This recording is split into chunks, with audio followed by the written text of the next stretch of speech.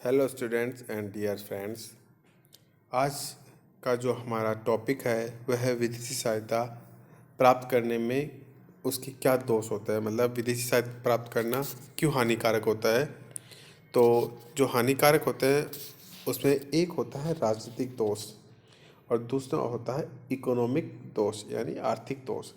तो शुरू में हम देखते हैं कि राजनीतिक दोष किस प्रकार से होता है विदेशी सहायता से। जो है वह है पहला, देश की सुरक्षा को खतरा। तो देश की जो सुरक्षा खतरा होता है वो किस प्रकार से हो सकता है, हम उसको समझते हैं कि विदेशी सहायता प्राप्त करने से किसी देश की सुरक्षा को किस प्रकार से खतरा हो सकता है। डेंजर टू नेशनल सिक्योरिटीज, विदेशी पूंजी पर निर्भरता राष्ट्रीय सुरक्षा को खतरे में डाल सकती है। जब देश को अधिक पूंजी की आवश्यकता होती है उस समय विदेशी अपनी पूंजी की ज़्यादा करते हैं तथा उसे वापस ले जाने का प्रयास करते हैं। 1998 में भारत और पाकिस्तान द्वारा जो परमाणु प्रशिक्षण के बाद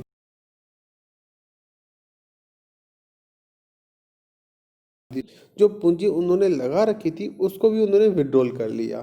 तो इससे क्या है कि हमें महत्व और आधारभूत उद्योगों में विदेशी पूंजी का विनियोजन होने पर तो स्थिति और भी अधिक विकट हो सकती है, यानी देश की सुरक्षा का खतरा हमेशा बना रहता है।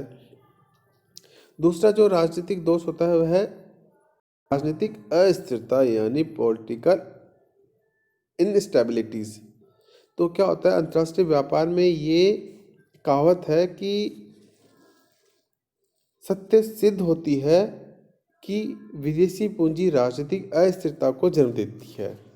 मतलब कहने का है कि जो अंतर्राष्ट्रीय व्यापार में कहावत है कि विदेशी पूंजी राजनीतिक अस्थिरता को जन्म देती है, क्योंकि विदेशी सहायता प्रदान करने वाला देश सहायता प्राप्त करने वाले देश के राजनीतिक मामलों में आंतरिक हस्तक्षेप करना स्टार्ट कर देता है, क्योंकि उसकी इच्छा अनुसार कार्य और निर्णय न करने पर वही सरकार को पदस्थ करने पर भी नहीं चूकता।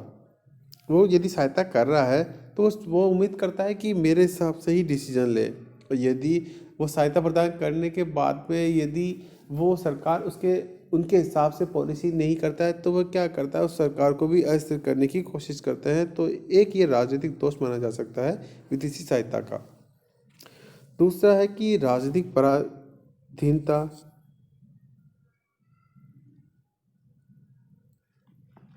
विदेशी सहायता को आर्थिक साम्राज्यवाद का द्वार कहा जाता है। सहायता देने वाले देश सहायता प्राप्त करने वाले देशों की आर्थिक नीतियों के निर्धारण में दखल देने लगते हैं। उन्हें अपने हितों के अनुरूप रखना चाहिए, इसलिए कहते हैं कि व्यापार के साथ ध्वजा चलती है।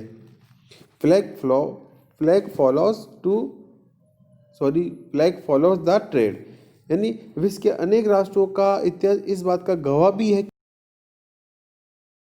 कि हो जाते हैं। भारत के संबंध में ये बात बिल्कुल खरी उतरती है,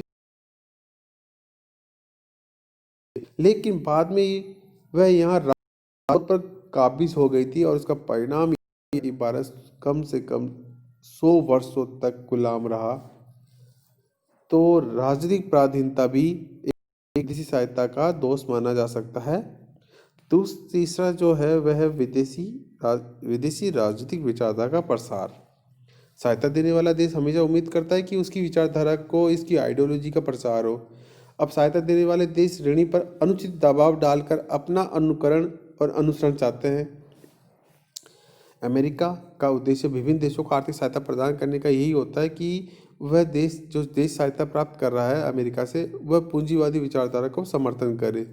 वह निजी और उद्यम यानी पूंजीवादी की भावना के विकास तथा साम्यवाद के प्रभाव को रोकने के लिए, क्योंकि वो पूंजीवादी विचारधारा को मानता है तो वो चाहता है कि पूंजीवादी विचारधारा का विकास हो, ना कि साम्यवादी विचारधारा का। तो वो साम्यवादी विचारधारा के प्रसार को रोकने के लिए अनेक देशों को सहायता देता है। तो ये होता है कि अपनी आइडियोलॉजी का प्रचार प्रसार करना भी एक दोष होता है, मजबूरन उनको नहीं चाहकर भी वो करना पड़ता है, क्योंकि यदि वह उनकी विचारधारा को नहीं फॉलो करेगा तो फिर विदेशी सहायता भी प्राप्त होना बंद हो जाएगी। तो ये दोष माना जा सकता है। और चौथा जो है वह है पक्ष।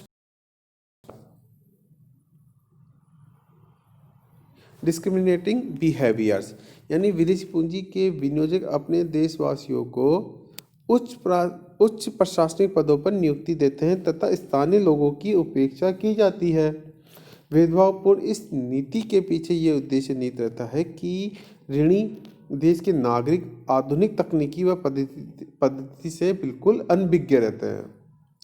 नेक्स्ट होता है शर्तयुक्त सहायता, जिसकी हमने ऑलरेडी पहले चर्चा कर चुके हैं दूसरी वीडियो में कि शर्तयुक्त सहायता क्या होती है, किस प्रकार की होती है। क्योंकि जिस दिया जाता है फिर उसी के रूप में ही उस ऋण का या उस तकनीक का जिस उद्देश्य के लिए दिया गया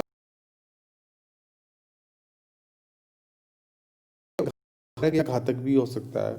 तो ये थे राजनीतिक दोष। हम अब देखते हैं कि आर्थिक दोष किस प्रकार के होते हैं।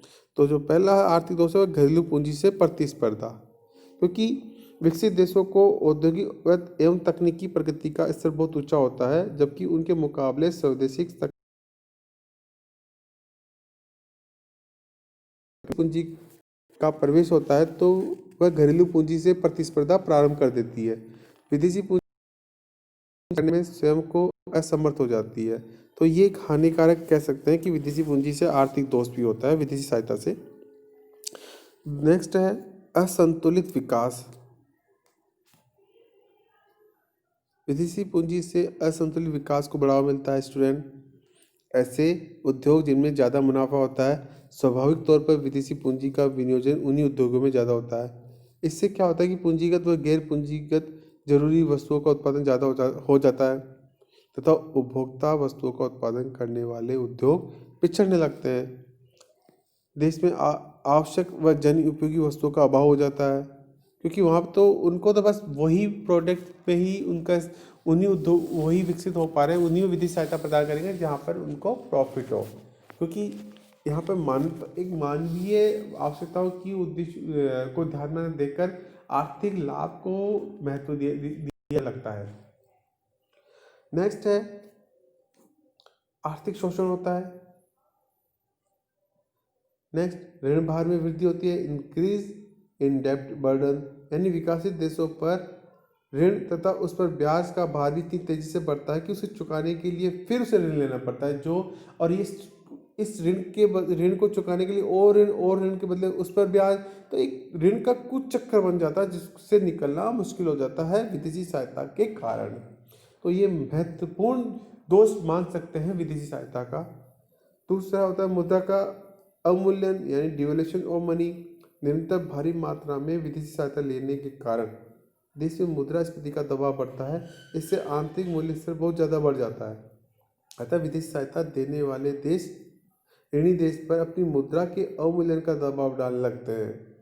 विदेशी सहायता लेने की मजबूरी के कारण उन्हें अपनी मुद्रा का अवमूल्यन करना पड़ता है। भारत को भी 1948, 1966, 1966 तथा 1991 में भारतीय रुपये का अवमूल्यन करना पड़ा था।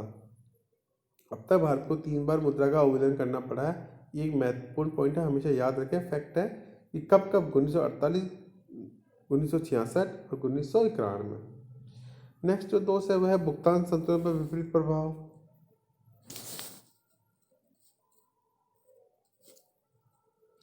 आर्थिक विकास आर्थिक शक्तियों का केंद्रीकरण होने लगता है,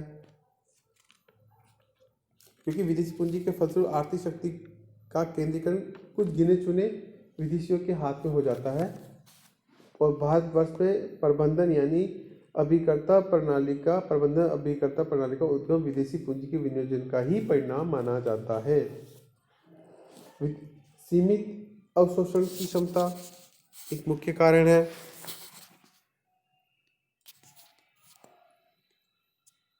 अनुचित लाभ, अनिश्चितताओं की समस्या,